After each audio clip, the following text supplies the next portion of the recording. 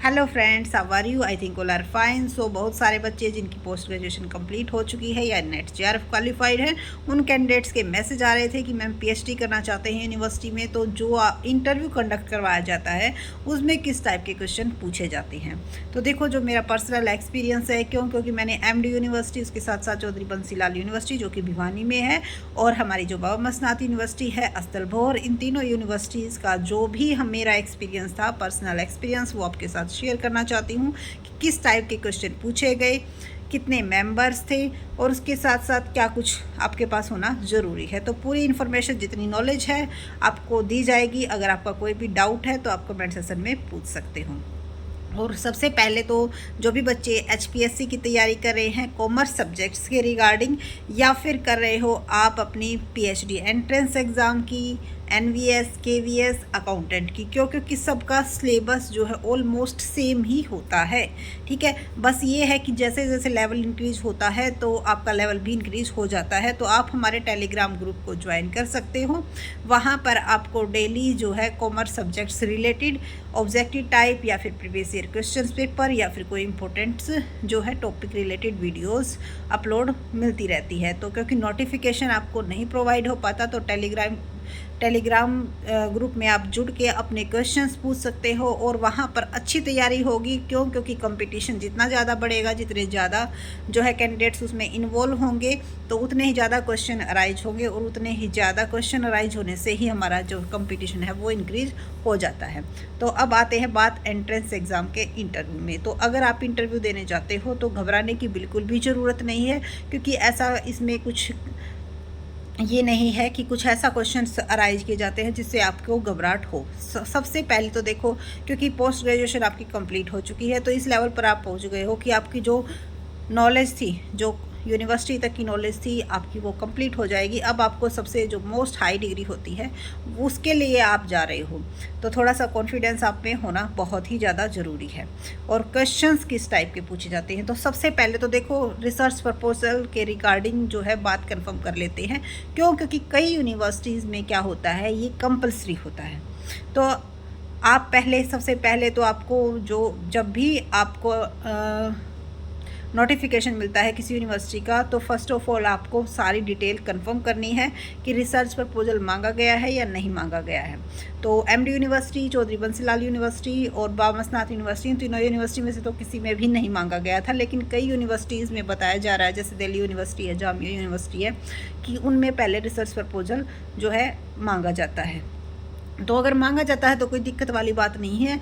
आप किसी से भी, जो भी पीएचडी कर रहा है भाई, जिसको इन्फॉर्मेशन नहीं है, तो वो आपको अच्छे से गाइड कर देगा। और आपको, क्योंकि पता है वो इसीलिए मांगा जाता है, इससे ही कंफर्म हो जाता है कि आपके ऑब्जेक्टिव क्या है, आप किस टॉपिक पर रिसर्च करना चाहते हो। लेकिन जिन बच्चों को, जैसे कि इंक्लूडेड मी, क्योंकि मुझे भी इस चीज़ के बारे में बिल्कुल भी नॉलेज नहीं थी, तो बहुत सारे ऐसे ही कैंडिडेट्स हैं जिन्होंने डिस्टेंस वगैरह से कर रखी है, या फिर इस चीज़ में पहले इंटरेस्ट नहीं था लेकिन अब इंटरेस्ट हो गया है, तो उनको इस चीज़ के बारे में नॉलेज नहीं है, तो घबराने की ज़रूरत नहीं है, क्योंकि सभी यूनिवर्सिटी में ये ऐसा नहीं होता है। और क्वेश्चंस आपके सब्जेक्ट से पूछे जाते हैं या फिर अदर क्वालिफिकेशन से पूछे जाते हैं। तो सबसे पहले तो आपका जो पर्सनल है इंटरव्यू, वही पूछा जाता है कि भैया आपको अपनी खुद के बारे में बताना होता है, मैक्सिमम 4 या 5 मिनट्स का, क्योंकि सभी जगह पे ऐसा ही होता है। आपको मैक्सिमम 5 मिनट्स ही दी जाती हैं। उसमें आपको अपना पर्सनल इंटरव्यू जो है, आपसे पहले पर्सनल जो आपका कोई भी, अगर आपको एक्सपीरियंस वगैरह है, या फिर आपके जो भी पर्सनल जो भी इंफॉर्मेशन आप देना चाहते हो जो आपके लिए बेनिफिशियल रहेगी, यहाँ पे पहले वो पूछी जाती हैं। फिर उसके बाद आप क्यों पीएचडी करना चाहते हो, इस टाइप के क्वेश्चंस होते हैं। और जो आपके ये मानते हो कि भाई सब्जेक्ट से बहुत ही हाई क्वेश्चन पूछे जाते हैं, जी नहीं, बिल्कुल भी नहीं। जो आपके सब्जेक्ट से क्वेश्चन पूछे जाते हैं, वो आपके जो क्वेश्चन हैं वो इस तरह से पूछे जाते हैं, कॉन्सेप्ट बेस्ड। जैसे मैं गई थी तो मेरे से हमारी जो एमडी यूनिवर्सिटी है, वहाँ पर सिर्फ अकाउंटिंग की डेफिनेशन पूछी गई थी। और हमारी जब, क्योंकि दोनों शिफ्टों में मैंने अप्लाई किया था, कॉमर्स में भी और मैनेजमेंट में भी, तो मैनेजमेंट में हमसे जो है एक्टिविटी पूछी गई थी कि कितने टाइप्स की एक्टिविटीज़ होती हैं, आपकी फाइनेंशियल एक्टिविटीज़, उनके टाइप्स वगैरह बताने थे, और 1-2 क्वेश्चन और अराइज किए गए थे। तो देखो वो तो पर्सन टू पर्सन डिफर करता है कि उस टाइम माइंड में क्या, क्योंकि सबसे पहले आपका स्ट्रॉन्ग एरिया पूछा जाएगा कि आपका स्ट्रॉन्ग एरिया कौन सा है, किस में आप अकाउंट्स में, बिजनेस में, किस चीज़ में आपका इंटरेस्ट है, मार्केटिंग में, ठीक है। तो जिसमें भी आपका इंटरेस्ट होता है फिर उसी से क्वेश्चन अराइज किए जाते हैं। तो मैंने अकाउंट्स में बताया था, तो मैं क्योंकि मैं फाइनेंस अकाउंट में ही कर रही हूँ तो मेरे से अकाउंट्स के ही क्वेश्चन अराइज किए गए थे। आप जो भी टॉपिक बताते हो आपके उससे क्वेश्चन अराइज होंगे, ठीक है। और उसके अलावा सब्जेक्ट्स के अलावा जो आपके रिसर्च है उससे भी क्वेश्चन पूछे जाते हैं। और मोस्टली बच्चों से यही क्वेश्चन पूछा जा रहा था कि भाई टाइप ऑफ स्केल कितने टाइप्स के होते हैं, कौन से स्केल को कहाँ इम्प्लीमेंट करेंगे, क्योंकि ये एक नॉर्मल क्वेश्चन है, ज़्यादा डीपली आपसे नहीं पूछा जाएगा।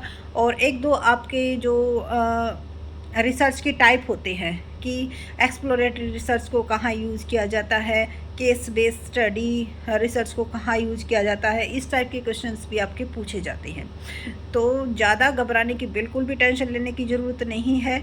आपके जो भी इंटरव्यू में क्वेश्चन पूछे जाएंगे वो इतने ज़्यादा डीपली नहीं होंगे, लेकिन हाँ ये आपके जो स्ट्रॉन्ग एरिया है जो अभी आप बताओगे सब्जेक्ट्स में, उसमें से क्वेश्चन अराइज होंगे। ये आपके ऊपर डिपेंड करता है कि आप इंटरव्यू को कौन सी डायरेक्शन देना चाहते हो, किस डायरेक्शन में आप उसको लेके जाना चाहते हो। क्यों? क्योंकि जिस टाइप के आप आंसर दोगे उसी में से क्वेश्चंस आपके निकलते जाएंगे, ठीक है।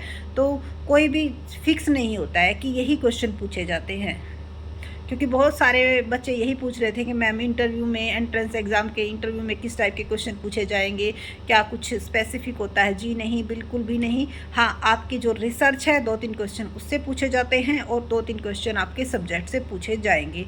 4-5 मेंबर, कहीं 4 कहीं 5 मेंबर जो है कमेटी में होते हैं, जो कि 2-3 मेंबर्स आपके सब्जेक्ट से रिलेटेड होते हैं और 2-3 जो है अदर्स आपकी कमेटी की जो हाई अथॉरिटी होती हैं वो वहाँ पे बैठी हुई होती हैं और आपसे क्वेश्चंस वगैरह राइज की जाती हैं, ठीक है। तो इस टाइप के क्वेश्चन पूछे जाते हैं। और हाँ, इंटरव्यू हर एक, कहीं भी आप किसी भी यूनिवर्सिटी में, आप चाहे नेट क्वालिफाइड हो, चाहे आप जीआरएफ क्वालिफाइड हो, तो वो कोई मैटर नहीं करता है। इंटरव्यू आपका 100% करवाया जाता है। तो डायरेक्ट जो है आपका एडमिशन कहीं पर भी नहीं होता है कि कहीं आप ये सोचो कि आप जीआरएफ क्वालिफाइड हो तो आपका डायरेक्ट एडमिशन नहीं हो जाएगा, जी नहीं। लेकिन हाँ, इतना ज़रूर है कि अगर आप नेट जीआरएफ क्वालिफाइड हो तो आपको एंट्रेंस एग्ज़ाम में छूट मिल सकती है। एंट्रेंस एग्ज़ाम आप दो या ना दो वो आपके ऊपर डिपेंड करता है। और हाँ, एक क्वेरी और थी कि मैम कि अगर हम एग्ज़ाम दे देते हैं, हमारा जीआरएफ क्वालिफाइड है और जो हमारे मार्क्स बनते हैं, क्योंकि कहीं कहीं पे उसका 60% लेना होता है, कहीं पे 40% लेना होता है, तो ये एक अलग क्राइटेरिया होता है, यूनिवर्सिटी के ऊपर डिपेंड करता है। तो अगर हमारे जीआरएफ का स्कोर मान लो 35 बनता है और एंट्रेंस एग्ज़ाम का अगर हमने दिया उसका स्कोर 30 बनता है, तो कौन सा ऐड होगा? कहीं हमारा माइनस तो नहीं हो जाएगा?